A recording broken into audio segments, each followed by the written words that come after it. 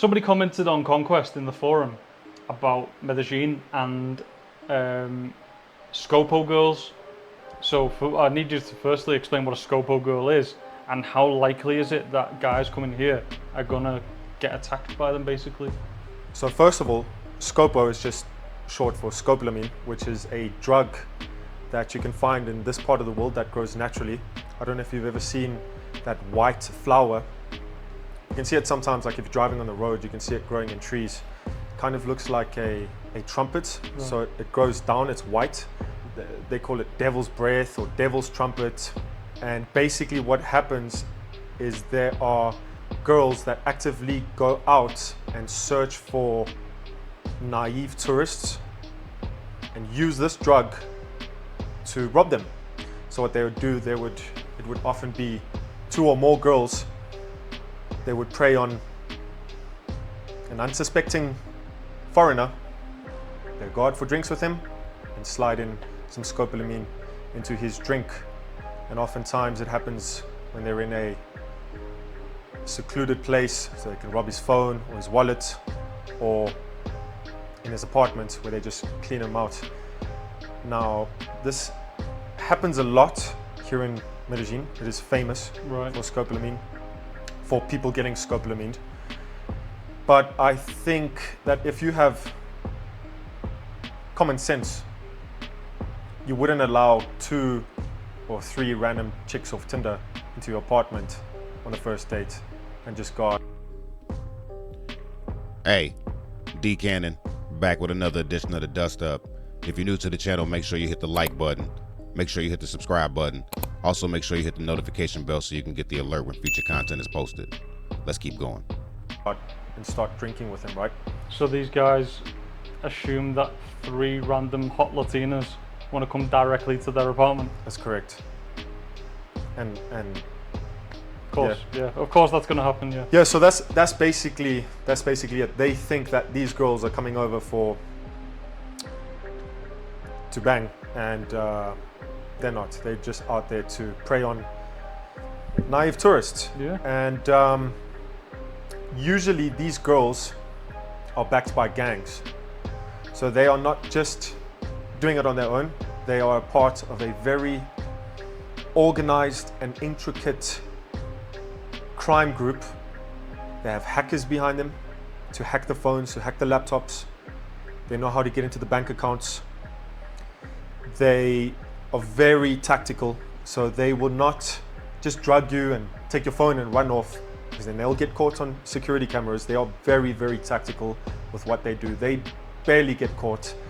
A lot of the times, I'm not going to say it because I live here, but there are people behind them. So I don't want to get in trouble because I live here, but there is certain people in power that are corrupt and help let these organized crime groups thrive in the city. So to answer your question, it's girls that go around drugging unsuspecting tourists with scopolamine, which grows naturally here in Medellin. And it happens a lot. It happens a lot. It happens a lot to tourists. They don't do it to each other because, yeah, it's insane. Speaking of which.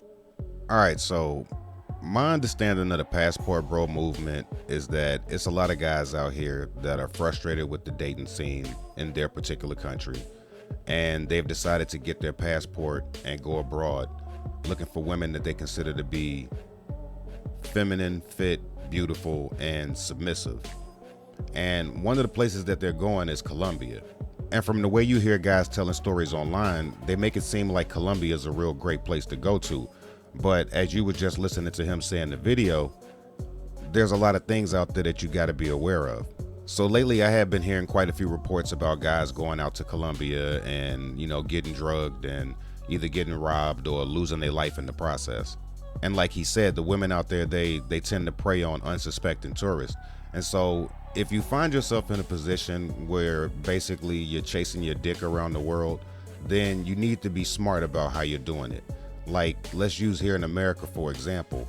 If you're from a place where, you know, the crime rate is low and you're not used to sleeping with one eye open, then I would not suggest for you to all of a sudden go into one of the roughest neighborhoods in your city or somebody else's city and start looking for women to date. And I'm not saying that if you're from those places that you can't find somebody from those places, but the reason why you'll be able to find somebody is because you understand the environment, you have a lay of the land, and you know what to look out for, and you know where to go and where not to go. So, if you're here in America and you ain't never been to Compton, and I tell you that, it's some beautiful girls out there, but, they might be attached to a gang, they might be running with a group of scammers, and you might have to watch your back the entire time that you're with them. You wouldn't go over there to try to date them. So it doesn't make sense why guys would get their passport and get on a plane and then go all the way down to Colombia just to end up in the type of environment that they could very well end up in their own country. And so for anybody that thinks that a passport by itself is going to be the answer to your problems, you just going to find yourself in another country dealing with the same type of things that you was dealing with in the country that you came from. The reality is that no matter where you go, it's always going to be people looking to get over on you. And if you lead with your money, there's always somebody that's willing to take it. I remember back in 2015, my wife and I, we planned a trip to Puerto Rico.